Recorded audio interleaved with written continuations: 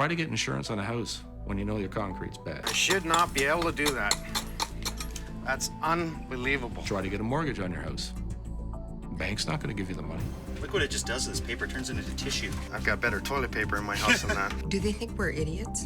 After we've had all these tests done, and because you say everything is fine? We're talking about a foundation wall. The whole house is built on a foundation wall. It's 1/3 of code, and it's not a major structural defect. Evidence right in front of you.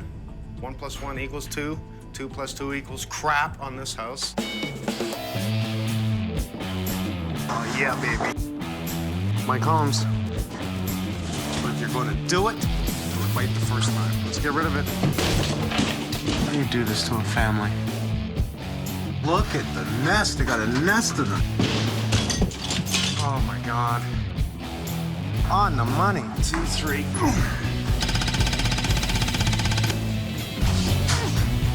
Oh, my God! It's perfect. Thank you, guys. You like it? Oh, do I ever?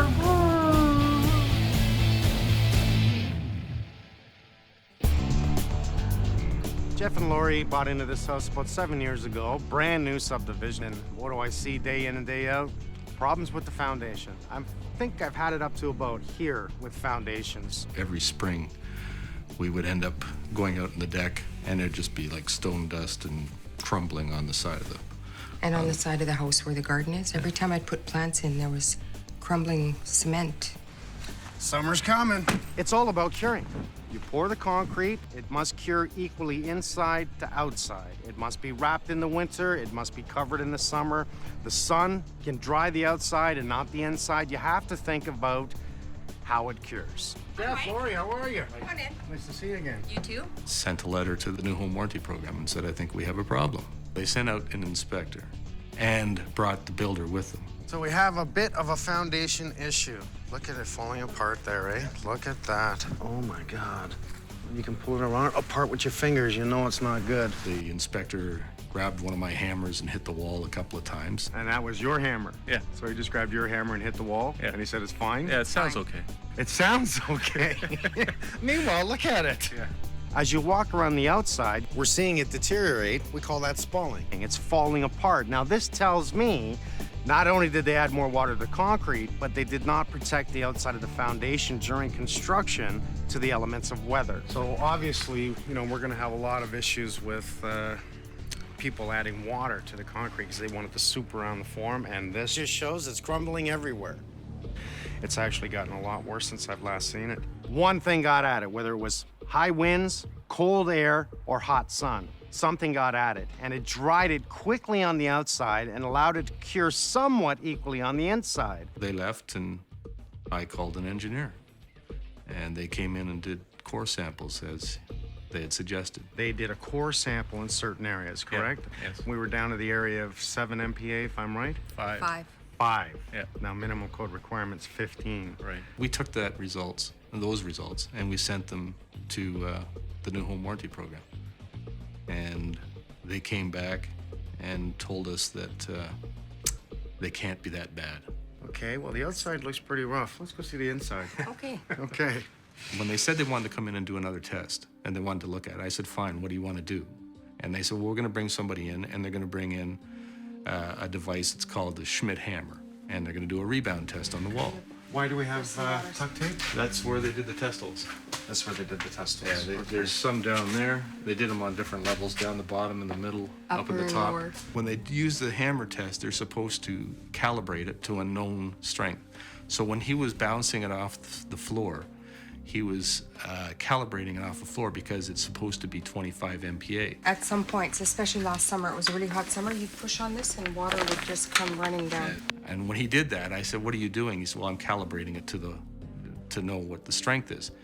And I said, well, how do you know what the strength of the floor is? He said, well, it has to be a minimum of 25 MPa. I said, yeah, but the wall has to be a minimum of 15. We already know that's not 15. Since I'm here, and I am going to do a lot of work to There's this. a lot of darts up there. So. They came back and they said they had results that were indicating that the concrete was a lot stronger than the compressive strength tests suggested. And I said, well, the compressive strength tests are the definitive test. They tell you what the strength is, according to all the experts. Isn't that great? We put up insulation to stop moisture issues, and what do we get? That is soaking wet. Unless we do another compressive strength test, you're never going to know.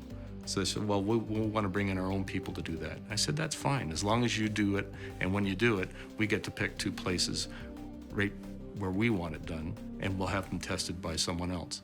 Concrete here is soaking wet.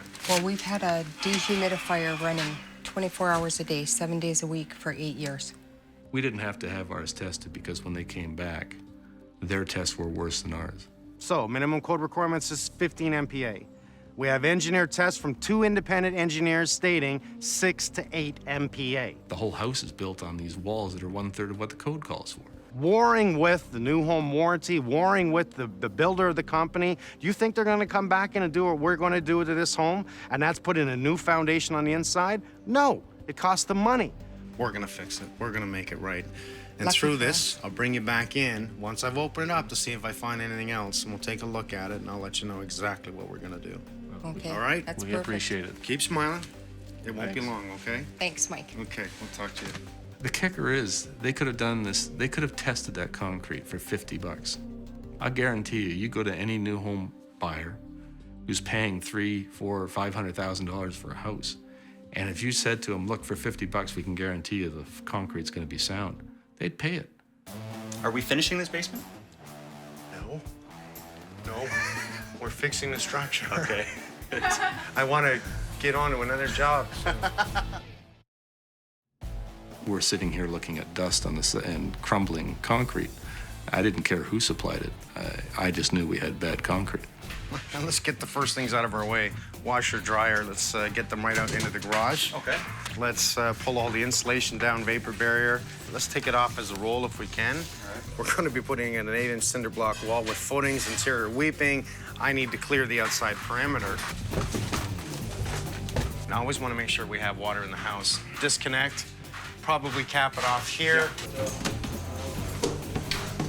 We'll joist line this cavity, okay? Leave the elbow inside the cavity. So it picks up off it? That's right, joist line it over, pick up the duct here, pick up the next one over, double box from here to here, and then tap it on the back and go over to the return area. That's it. We're asking for a new footing right beside the existing footing. Right. We spent a lot of time coming up with a game plan on how we're going to do this because you're talking major structure of the house that is attached by the garage to the other house. So I think if we go 24 inches, it would probably be the best mark. That's going to give us more than enough for our gravel bed, our weeping tile system. It'd be easy to lift this house, drop the foundation, and put in a new one, but we can't lift it because of the tie-in. This is the big problem. So we need a 14-inch footing to there to accommodate our new 8-inch block wall that's going on it. I didn't like the 4-inch cinder block, but when John said, let's put in an 8-inch, I started thinking about it. I went, you know what, that's a really good idea. Let's make some noise, guys.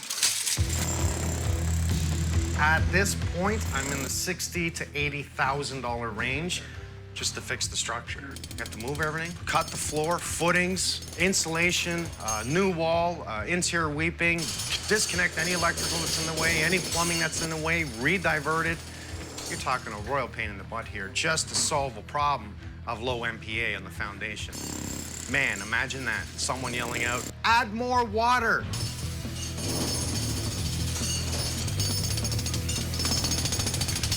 Does that go anywhere? Yes, we checked it out. That is the return air for the floor above. You can see the grill right there. You buggers. So that was never sucking anything. Okay, so that means we got to close off the floor and bring it up here and tie in off of here. That's correct.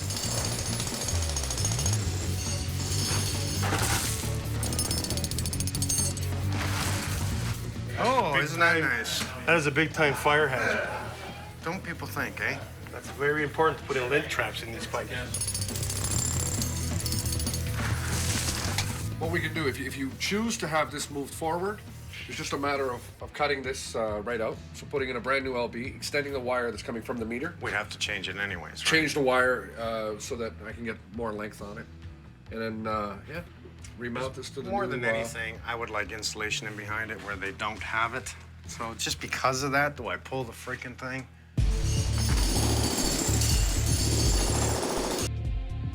Damn.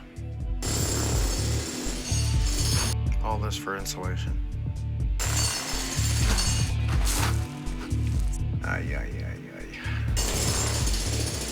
Pull this up. Once I've got the whole board up, I'll mount it temporarily to We'll just up tie it there. off. Just swing Tie it it up off. like a door, tie That's it it. off. I don't like the oxidization that's built up on that anyway. You're talking a couple of bucks of new wire. We'll just rerun it. All right, I'll call you when I'm ready to pull this then.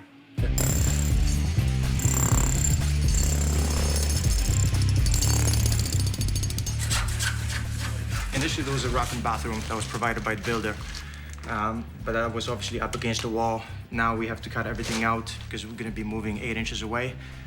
So that's going to offset everything, including the stacks and the vent stacks, as well as some piping on the ground. We're going to take care of the stack up there as well as the vent. And we'll just 90 it now. Yeah, we can do that right now, yeah. Yeah, that way we've set for future, because once I spray foam, yeah, just 90 it now, yeah.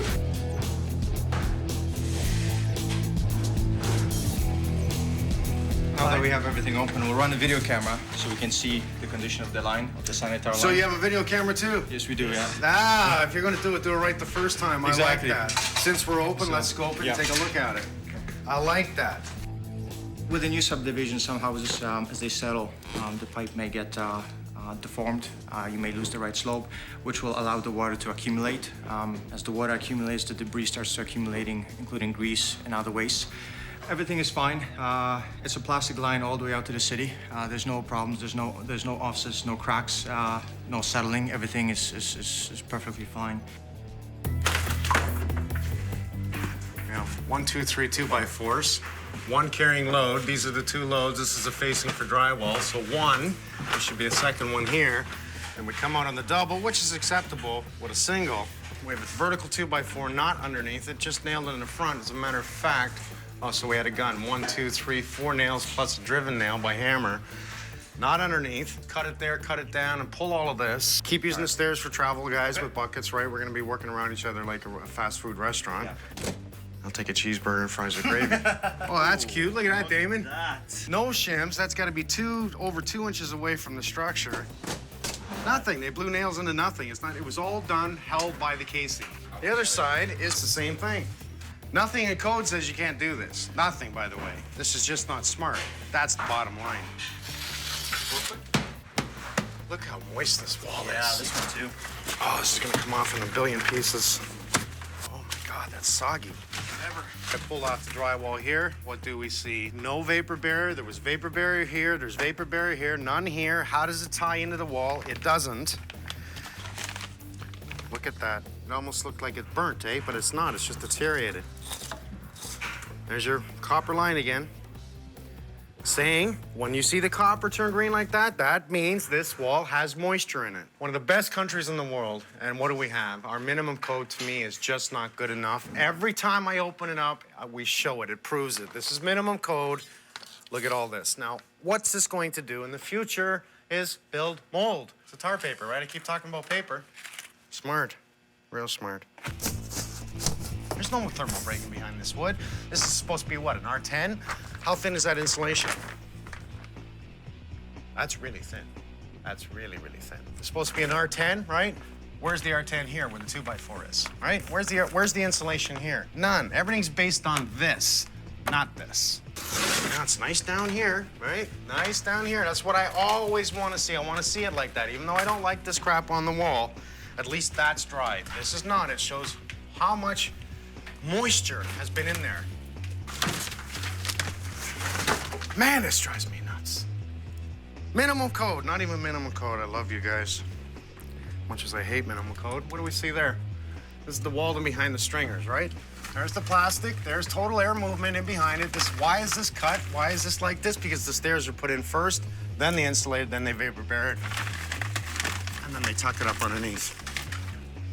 Required minimum code, tape all plastic. Tape all plastic. That's why we have the tape at about $10 a roll. $10 a roll. I guess they save some money, eh? Look at that wall. What are we doing, guys? You getting hot yet? No, we're good. No? Yeah, perfectly fine. This is my natural flow. We're gonna have a water fight. At the end of the day, that sounds great. Surprises. What are you worried about? What are you worried about, hey? What's the matter? I'm so gonna kill you. You're gonna like it. Going according to plan. Pain in the ass always, but it is going according to plan.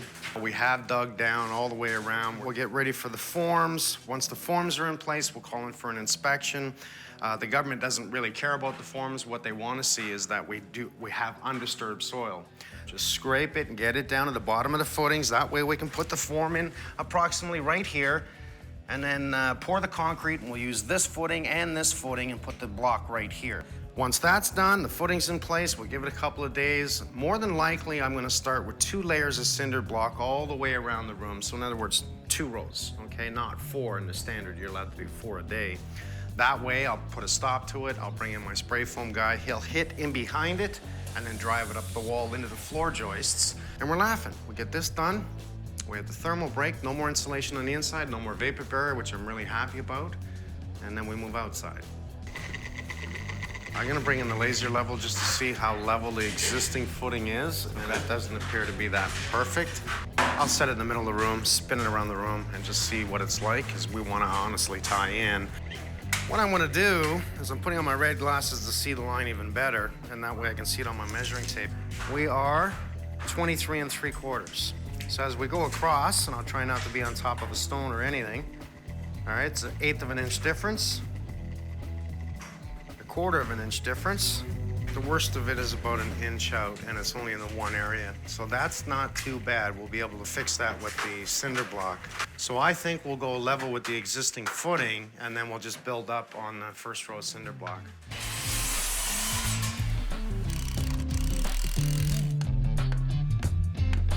This is gonna be our chute for our concrete. We gotta get some concrete in the basement today for our footings.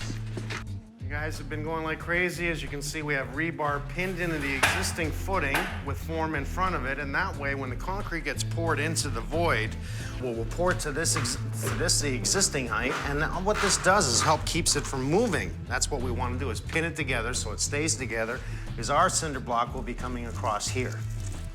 So we'll tie into the old, tie into the new, and away we go. Now, we've also put a bonder against the footing, the existing footing, so it just helps bond it. Yep.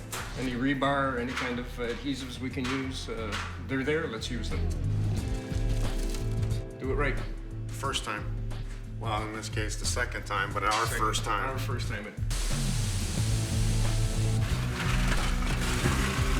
What you should do is maybe just do it in pails. It's easier to get in. We can get them right where Johnny wants them. So we'll empty this, and just maybe me and Justin can get on some pails.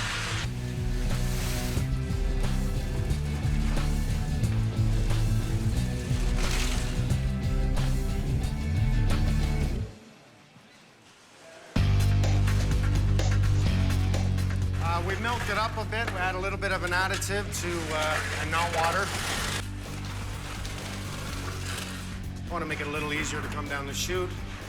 We make sure we don't add water. We use Super P. It'll be dry by tomorrow morning, ready to lay block on by Monday morning. Usually they like 48 to 72 hours before you put too much weight on the new footing. By Monday morning, it'll be nice and white and ready to go. You guys are slow. It's not me, I'm waiting for the wheelbarrow. John goes fast as a truck. But I'm not blaming anybody. Come on, let's go. We got 5 guys down there doing this. Right? 2 people. We're faster inside than they are outside. All they got to do is wheel it. See? Waiting. Well, you know what? What creates the competition is putting the fire under people's butts. Come on, you're slow, you're slow. And then they're running out here, and we got to keep up with them inside. 30 minutes, you got to love it.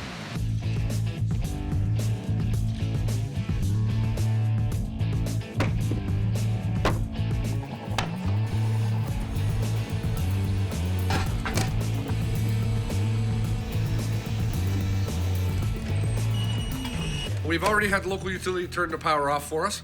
What I'm going to be doing is disconnecting the cables here, cutting out this LB. Once this LB is cut out, we're going to be extending it to 8 inches so that the block will continue all the way up.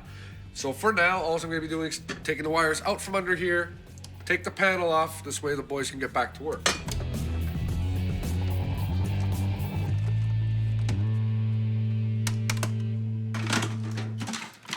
Oh, look at this. How's that? No glue. You can see there's very, very little glue in there. And here, there's no glue at all. Works out perfect for me because now all I have to do is add in 8 inches here rather than the 2 that's here. So, thanks for being a dumbass.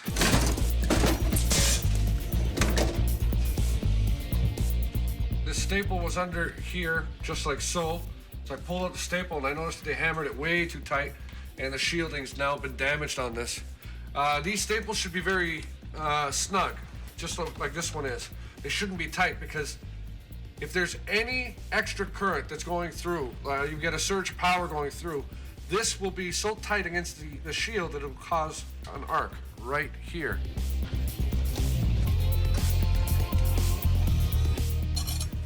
Well, you know what? I said the inside of the concrete looks really good. It actually doesn't, because look at that. Who needs a drill? I can actually go through this wall. If I kept going, imagine this being a prison. Man, you'd be out in what, 2 days? Now, seems like a lot of work. It is. What am I doing? One, the landing was not supported properly. All they did was, you can see, is cut pieces of 2x4, concrete nailed that into a foundation that's not even strong enough to hold it. Two, there was no real supports on this side. So, with me coming off my 2 rows of cinder block, I'm gonna come up exactly on this inside edge, not the outside, the inside with 2x6. I'm gonna come up and support this. I'm gonna build around it, continue up and support the existing structure. Right from this point, we'll come directly up to the triple header that you see right there, which structurally supports that side. I reduce my depth of 9 inches at this point, 8-inch cinder block, 1-inch space, and this way I move in with a 2x6 wall, come up. I can pick up all the load here, and at the same token, allow me to move the stairs back in just a bit to give me that space that I need. I'm sweating a little bit, I'm hot, I'm a little frustrated that I have to do this. However, I'm gonna do it right. This is my house now, and as long as it's my house, I'm gonna build it and fix it properly.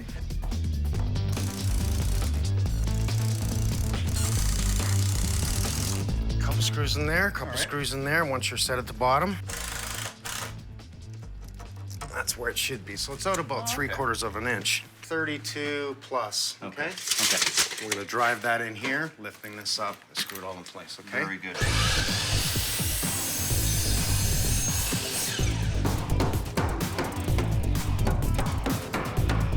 That's level. Good. Looks better? Screw it.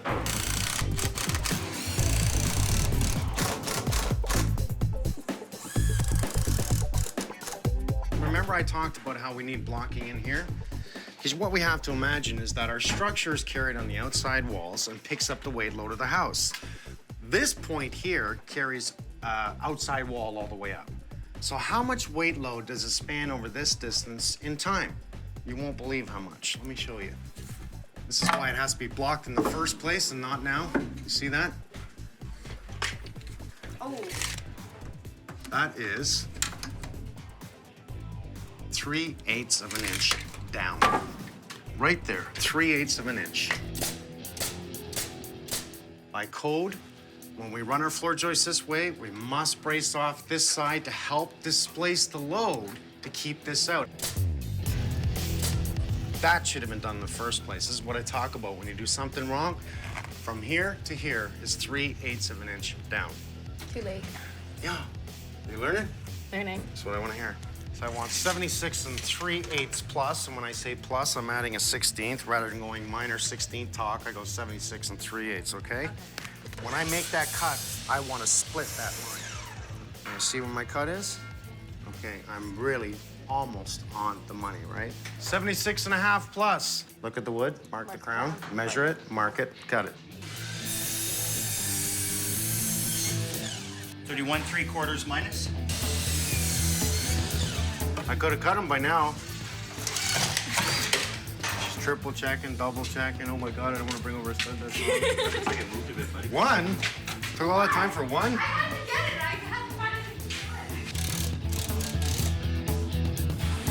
Obviously, you see that we broke the floor, put in new footings, and have to carry the structure. You don't even want to know about this wall. I'm hoping that you can spray down there, bring it right up the wall, hit all the floor joists up. I've opened it, I've put in my blocking, bracing, everything I have to do, and I'm hoping that you can just continue to spray up, right? Not a problem. No, you've left us good access. It's good. You ever sprayed directly over the foundation before? Yeah, we do all the time. Yes. We do all the time. The reason you use spray foam is to get rid of the airspace. The airspace is what causes the problem. The air in the bed of insulation, the air behind styrofoam, or even if you trap air behind urethane foam, you've got an uncontrollable surface on the back side. If the moisture gets on there, then you got this water, you got potentially maybe air movement in a pocket. Wrap it, trap it? Exactly. That's exactly. It doesn't matter what product you're using. If you use, even if you use foam insulation and you sprayed it on tar paper or something, you'd still be trapping moisture behind it. That's why you want to be in intimate contact with the outside surface. I like the words you use. Intimate contact, a little bit of love. It's good for us all. There's gonna be a lot of government officials that say, Mike, you're full of it. Really? Well, each and every day I open this up and I show it doesn't work. Who's full of it?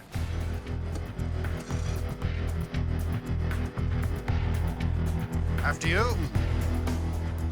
What I love about this, minimum code requirement says that the foundation wall should be 15 MPa. The cinder block is minimum code 18 MPa. In other words, the block is actually stronger than the foundation wall. In this case, way stronger because this foundation is dropped down to a 6, in between 6 and 8 MPa. So when we have this, makes you wonder, why did we go from cinder block to a poured foundation? Oh, sorry. That's all right. A little bit of a traffic zone. Up and down like a toilet seat. I feel used.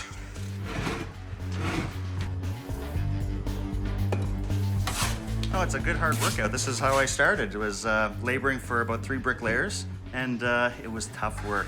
And this is reminding me an awful lot like the old days. My first day back after about a 15-year layoff. It's not fun. So today we're gonna put up 4 rows if we can, right? Because we're gonna go 4 at a time. That's what we're shooting for. So we should be able to get up about 3.5, 4 feet Okay. with a new block today. Okay. And then tomorrow we can continue on up. I'm coming, I'm coming. Now, this is what I call exercise. And we're starting outside today as well? Yes, we are. We're putting a window well in right in beneath this window. Okay. Because the way the deck and everything is on the outside, this window here, the windowsill is actually below grade. And we're going to dig down here right to the weeping tile in front of this window. We're going to put in a 4-inch drain right down to the weeping tile and right up to inside this window well. I think, you know what, that should be minimum code because I'm sick of seeing it that when the window well's in place, all it does is they only put in about 3 inches of stone in there. And because of the earth will hold that water, so a heavy rain is just going to flood it and drive it into the window. Exactly what happens. Right across these wonderful edges. We're going to clean this all off, chip it all off, whatever wants to come off. We're going to use some adhesives on there. We're going to get a nice coat of Portland concrete cement with fine sand, make it all smooth again. We're going to continue our waterproofing process right from where it is now. In behind that, we're going to continue it right up to grade. Well, I guess you can tell that we have actually cut off the power to your house, moved the hot water heater, moved all your ductwork that was in the way, the plumbing that was in the way, cut the floor. I'm just amazed what they've done in this short period In of time. such a short time. I can't believe it. Hammering open this floor and carrying all that stuff out by hand, just And carrying all this brick down by hand. probably on the hottest day of the summer so far. I couldn't believe it. Poured in new footings. We pinned into your existing footings so we don't have a variance difference within the floor like this. Started the cinder block. We brought in what I want to call a 100% thermal break, the wall tight, and sprayed in behind after 2 rows and up into the floor joists so we no longer need vapor barrier. There's no question how complicated this was, and we knew that. The fact that we're attached by a garage to our neighbor didn't help the situation. Okay, let me tell you about your insulation. Once we started pulling it down, it was soaking wet. The whole perimeter of your home was soaking wet. And the smell is completely gone. Yep. It was musty, borderline moldy smelling. An area right in here, I just showed how weak your concrete wall was. I took my pry bar and I could just groove right into the concrete. This was a necessity to restructure your home. We will put up 2x8s across the floor and then put in non-shrinkable grout. Once we're at the height that we pack in that non-shrinkable grout, taking the weight load of your existing home. But as your floor joists on the outside wall, we had to remove all the crap they did and put in proper blocking in there to help carry the load on the outside wall that is not supported by joists this way. We're still addressing the outside as we're digging down to inspect to see how much it's falling. At this point, we're only seeing a very small amount because the ground was actually protecting the wall. Even though it was keeping it moist, it was protecting the wall. So unfortunately, we want that breathable surface at the top, but we're gonna close it off to protect it. It'll have to breathe out the top of underneath the brick. Okay. We don't have a choice. We must protect the foundation. We're now putting in a window well at this area with a vertical weeper right to your weeping tile. So what that does is if water collects in there, it goes directly to the drain rather than it just sitting in the ground because you're a clay base out here, right? And it doesn't drain through the clay very well at all. But all in all, please keep smiling. 2 more weeks, I'll give you your house back, okay? Thanks. My new friend here is offering me a job. I'm thinking of taking it. It's pretty hot. Thanks, buddy. I appreciate it. We'll see you maybe tomorrow. Yeah, fine. This is where we're gonna use the non-shrinkable grout, where we're gonna use a cake. Yeah, the bag. Yeah, the bag and just get it right in there. Yeah. I like your haircut, looks good. We'll get all the anchor bolts in today, get them all put into place. We'll get everything built up pretty much to Well, do just you the plan underside on of just the putting the anchor plate. bolts through the top plate and then blocking up to it and then That's right. tying in on that last Right. one? You just have to pull it up, slip your block in, That's drop right. the pin down, That's and right. fill that with the non-shrinkable grout. Okay. We should be able to get her pretty much finished up there today, Mike, right to the top.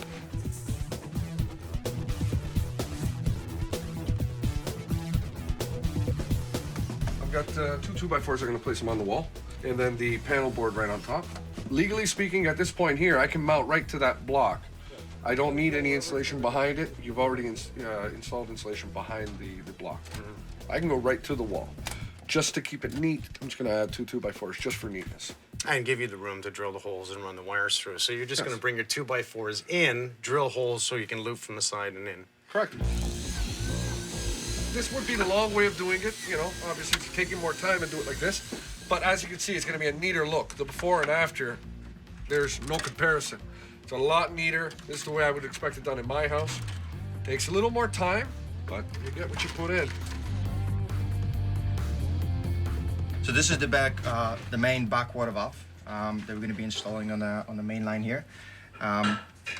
As you can see right inside, there's a plate which under normal circumstances lies on its back, and as soon as you get water coming into the house, it lifts up, closes up, and then it stays in that position as long as the water presses against it in case of a flood or in case of a backup. This sits approximately, we got it positioned right here. This is what it's going to look like at the end. So that way we can get to it. This is an access panel. It's going to go right over top of that, and it's going to be flush with the cement. How come this is the first time I've seen this? I've never seen these before. You know what? They're very, not too many homeowners are aware of it, or not too many homeowners install them until they actually get a disaster in the basement, until they get a flood in the basement. But this is this is one of the steps, one of the preventative measures that every homeowner can take to avoid property damage. Oh, it makes sense to me. We don't have any crap coming back in the system. Exactly. Really Exactly. simple, isn't it? Exactly, yeah.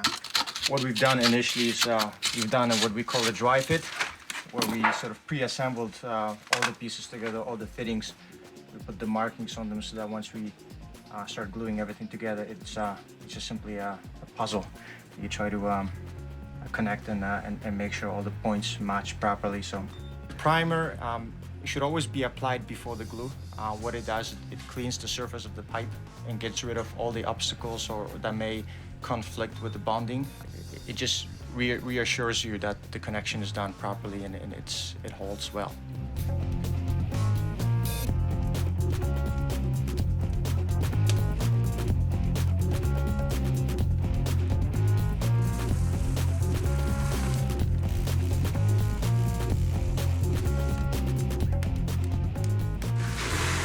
We've got holes drilled into the cavities in the block. Okay. The very first course is sitting on the new foundation. Did you do it all the way around? Yes, we did. So what are we flush with the floor at that point? Actually, we're a little bit lower here. We're a little bit lower. So our floor finish off, just you won't see anything. Oh, good. It'll just be concrete floor. And it's just over enough, to it. that little bit of concrete, Just it'll enough. pierce it and get down Yep. into the weeping, if there's ever a flood in the basement. It'll be able to get out and work its way over to the weeping tile, which is right beneath it. Okay. Nice. It's gonna work well. It'll work well. Yeah. Sorry, they're going slow down there now. They need me back down there. You need me down there, don't you? Let me fix your hair. Oh, thank you. Wonderful. That's the last one? Last one. Water.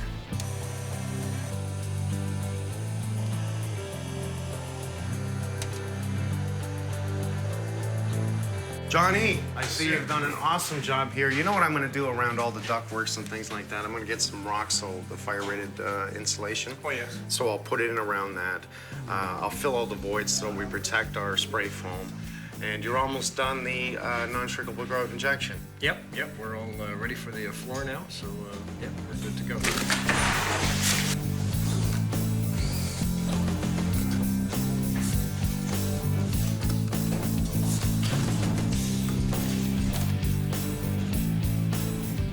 We're going to install the runs right now, while you guys put the insulation on the other side. Okay. After that, we'll install our ductwork. Okay, so we're just working assembly. We'll work on this side for now, and then when you guys are done that end, we'll put the ductwork on. Yeah, because once we put the cold and return back in, we're not going to be able to That's reach it. We can get above it, but there's no It's sense. easier now. You might as well do it now, and we'll wait, then install it after. Think Make the ahead. job easy for both of us. I love it when a plan comes together. Today, for the work you're doing, patching around the footings there and patching the floor, it's an Ultra 25 MPa with a 10 mil P-stone. So our standard minimum code 25 MPa for the floor. Right. And we're going to add some fibers to help keep it bonded. We got stealth fibers in there just to help. Stealth it a little fibers? bit. Yeah. So for low flying? Yeah, pretty well. It's a fiber that helps bury itself into the concrete so you don't get them sticking up. Okay. And with the P-stone and with the work your guys are going to do, it should turn out nice. Now, this is why we want to have a magnesium chute. Because this is going to be a pain in the ass. Oh, wood. No, it's just going to grab the concrete and we got to force it down. Where if we had a magnesium, wet it, just slides down.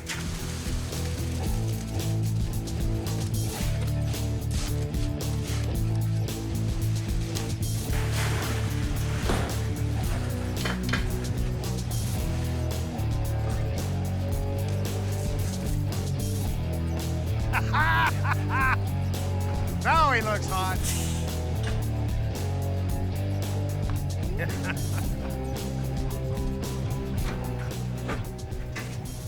Let's just see how she fits. Fit it so it's perfectly fit with the top. Okay. Then we're going to put a level off, scribe the wall, and we're going to mount a 2x4 to that so we have a filler strip here. Okay. Do you think we should attach to the stair, or do you want to attach to the wall? Attach a 2x4 to the wall so we Okay. can actually All put right. it into the 2x4 as well. All right, so that's going to give us the strength we need. Once this is all done, everybody's done doing what we got to do. Let's put a rail up on this side. No problem. Just a 2x4 rail. Okay.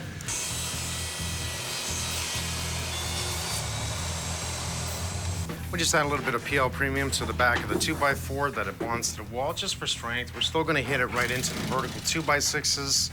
Then we're going to tag the stairs into that, quickly put up a rail, carpet goes in, clean up, finish off the last little things. And I'm sure they want to come home. It's been a while, almost a month. That is excellent. Great. Okay, so drop a screw in there.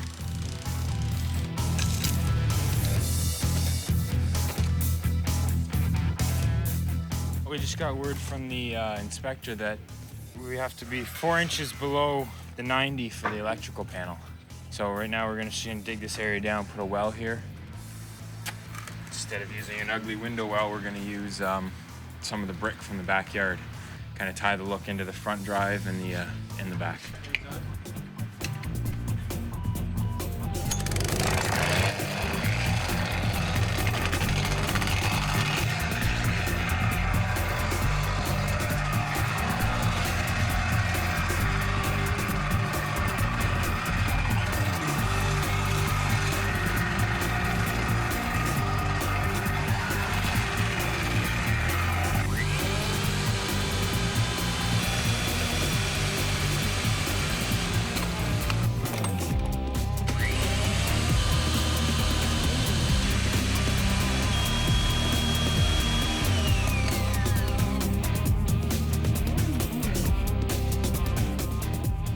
piping in the hot water tank right now.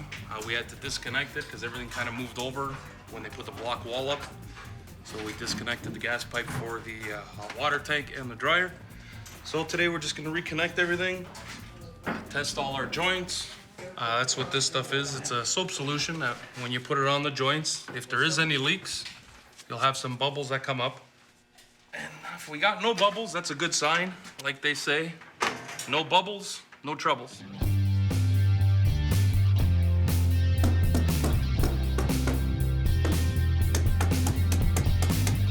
How often do you change those blades? As often as it needs it. Hit a staple right away.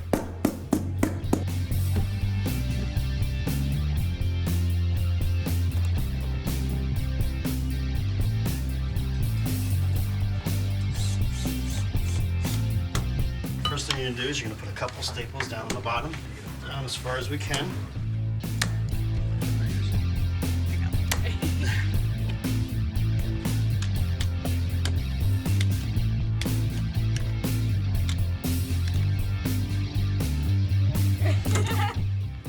It's not as easy as it looks. No. Hey, it never looked easy to me. That's what I love about you guys. You make sure everything's sealed, eh?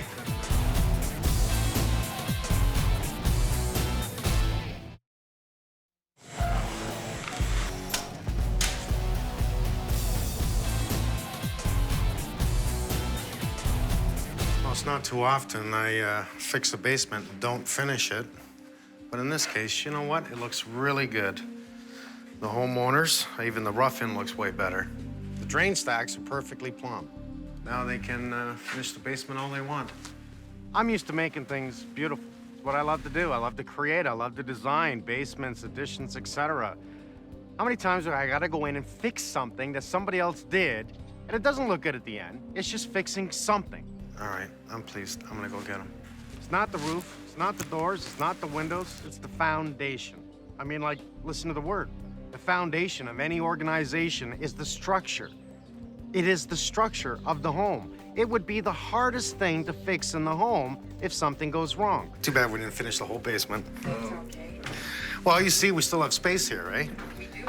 And my guys, through going up and down with about 1 million buckets of dirt and tons of stone and concrete, we demoed the carpet down here, so I gave you brand new carpet on the stairs. Make them quick, make them cheap, because they don't want to put out any money. You make them quick, you make them cheap, how are you gonna make it right? You can't. We're cinder block now. And we're dry.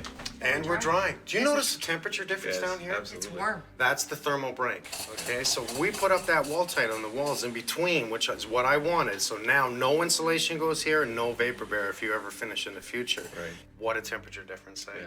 Big I'm time. sorry it's no longer cool down here, No, but you're it's gonna all love it in the winter. Yeah. It's almost guaranteed. It should be in writing. Honestly, it should be in writing, right in the contract. Beware, you may get screwed. Now, you know, we had no power for 2 weeks. We were running on generators, and I had Frank and my electricians come in, and I also had a whole new panel put up for you and properly installed with a wonderful surge protector on your whole home. This doesn't mean just because you have a computer and we're protected here, still use a surge protector on your TV and all your valuables.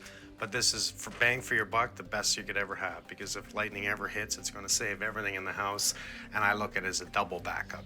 You gotta stand up for what you sell or what you do, but in this business of building and renovations, man, the buck gets passed to you. Now outside, we dug down about 3 feet, repaired the wall, put up more plant product or more of a dimpled black product on top, brought it up, graded. I even had to do a small well around, right outside here. The well is here because by code, that little junction box that's outside that feeds the main cable through must be 4 inches off the ground. Right. So obviously the electrical safety guys come in and say, hey, we want that 4 inches above ground. I said, I didn't do it. We want that electrical thing above ground. I said, okay, we put in a well. And I understand it, but obviously someone had some blinders on when they come and checked out the builder here, didn't they? Yeah. I think it's time we have a new law. One that says, if you build it, you take care of it. You fix it. Why do I gotta come in and do about, I don't know, $75,000 worth of work, just something that easily could have been done right the first time? And all it took was whoever was building to put in that care to make sure it was done right. That's all it took. Here's the mistake. No one cared. We thought we had picked a good builder and somebody that cared, and evidently we were wrong, and we'll learn from those mistakes. Also, on the outside, we made sure that we have a new window well right down to the weeping tile with a vertical drainage, okay? Because you put in that pad out there and brought up the height, so we had to change it and fix that. All new stone in the side of the house here for proper drainage. Everything was addressed to the point where I'm happy, and hopefully now you're happy. It looks great. In the long run, you know, it worked out great. But imagine spending around $75,000 for something with no change, other than safety. That should have been done in the first place. It was a very interesting experience, and I would certainly do it again. I wouldn't want to go through it again, but I'd certainly do it again. Thanks very much. My pleasure. My pleasure. Thanks a lot, Mike. You're welcome. It's great. Give me my pen. Okay. You mean Mr. Holmes? What's your name, sir? Ryan Griffin. Ryan. A pleasure to meet you. Hands up. Yeah. Thank you very much. No problem. You're the big bad guy? The eighth bad guy. Oh, okay. Thank you. Our pleasure. Thanks for all your hard work. Thank you. See, you're not that tall. I'm not that tall. Here's the permit that we opened for this house because I couldn't believe the permits we had to have, electrical permit, everything else. And on the back of it is everyone's signatures. First time in history, you have everyone's signature that worked on the isn't job. that nice? Cheers, everyone. Cheers. Cheers. Another job well done. Thanks, you guys. Thank you very much, guys.